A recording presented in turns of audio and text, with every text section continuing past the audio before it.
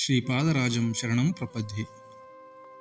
ಯದು ಮಹಾರಾಜನಿಗೆ ದತ್ತಾವಧೂತರ ಉಪದೇಶಾಮೃತ. ದತ್ತಾವಧೂತರ 24 ಗುರುಗಳಲ್ಲಿ 10ನೆಯದು ಸಮುದ್ರ. ಸಮುದ್ರವು ಪೂರ್ಣ ಗಂಭೀರದಿಂದ ಯಾವಾಗಲೂ ನಿರ್ಮಲವಾಗಿಯೂ ಪ್ರಸನ್ನವಾಗಿಯೂ ಇರುತ್ತದೆ. ಹಾಗೆಯೇ ಯೋಗಿಗಳು ಪೂರ್ಣ ಶಾಂತಿಯಿಂದ ನಿರ್ಮಲವಾಗಿ ಇರುತ್ತಾರೆ.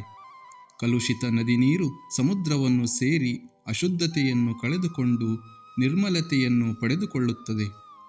ದೇಹದಿಂದ ಯೋಗಿಗಳು ಕರ್ಮಗಳನ್ನು ಮಾಡಿದರೂ ಆ ಕಾರ್ಯಗಳು ನಿರ್ಮಲವಾಗಿರುತ್ತವೆ. ನೀರಿನಿಂದ ಸಮುದ್ರವು ಗಂಭೀರತೆಯನ್ನು ಪಡೆಯುವಂತೆ ಯೋಗಿಗಳ ಸ್ವಾನುಭವದಿಂದ ಗಂಭೀರವಾಗಿ ಇರುತ್ತಾರೆ.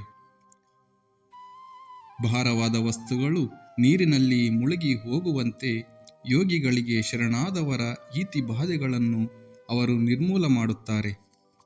ಒಬ್ಬ ವ್ಯಾಪಾರಿಯ ಹಡಗನ್ನು ಹೇಗೆ ಸಮುದ್ರವು ತೇಲಿ ಹೋಗಲು ಬಿಡುವುದೋ ಹಾಗೆಯೇ ಒಬ್ಬ ಯೋಗಿಯು ರಾಜಾದಿರಾಜರ, ದೇವರ, ಮನುಷ್ಯರ ಕೆಲಸ ಕಾರ್ಯಗಳನ್ನು ಆಗು ಹೋಗುಗಳನ್ನು ತಡೆಯುವುದಿಲ್ಲ.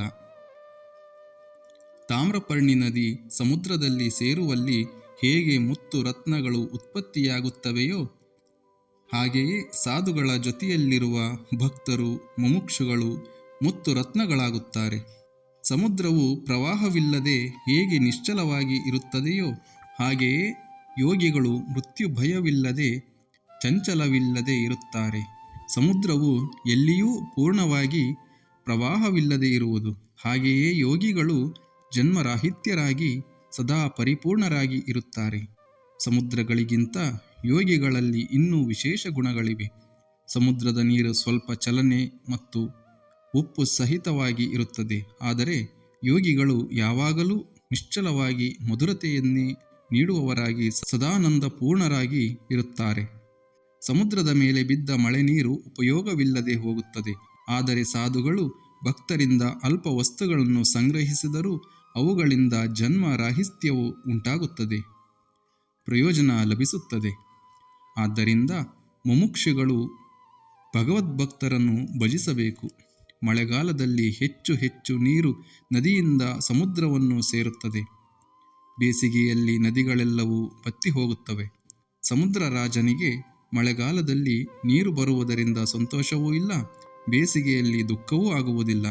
ಹಾಗೆಯೇ ಯೋಗಿಗಳು ವಸ್ತುಗಳು ತಮ್ಮ ಹತ್ತಿರ ಬಂದು ಸೇರುವುದರಿಂದಾಗಲಿ ದೂರವಾಗುವುದಾಗಲಿ ನಡೆದಾಗ ಅಣುಮಾತ್ರವು ವಿಚಲಿತವಾಗದೆ ನಾನು ನನ್ನದೆಂಬುದಿಲ್ಲದೆ ದ್ವಂದ್ವಗಳಿಗತೀತವಾದ ಸ್ಥಿತಿಯಲ್ಲಿರುತ್ತಾರೆ. ದಾರಿದ್ರ್ಯವೂ ಸಂಪತ್ತೂ ಅವರ ಮನಸ್ಸಿಗೆ ಸಮಾನವಾಗಿ ತೋರುತ್ತದೆ. ಸಂಪತ್ತಿನ ಸಂಗ್ರಹವಾದಾಗ ದೇಹಾಭಿಮಾನದಿಂದ ತಾನು ಧನವಂತನೆಂದು ಮೆರೆಯುವುದಾಗಲಿ, ಬಡತನವಿದ್ದಾಗ ತಾನು ದರಿದ್ರನೆಂದು ಕೊರಗುವುದಾಗಲಿ ಮಾಡದೆ ನಿರಾಸಕ್ತನಾಗಿಯೇ ಇರುತ್ತಾರೆ. ಜೈ ಗುರುದೇವ ದತ್ತ.